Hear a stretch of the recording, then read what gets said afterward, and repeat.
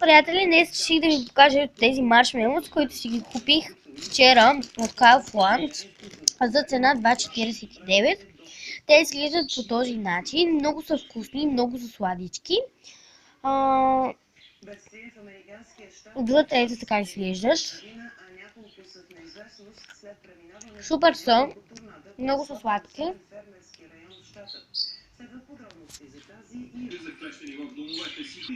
Мисля да направя такова предизвикателство, казва се Chubby Bunny. Ако искате да направя такова предизвикателство, пишете долу. И да, значи тези ги бях купила, както казах, от Kaufland за 2,49. Това предизвикателство е доста старо, но аз доста искам да го пробвам, така че ако на вас ви е интересно, моля пишете долу и аз ще ви покажа предизвикателството. И да, това беше всичко от мен. До нови срещи!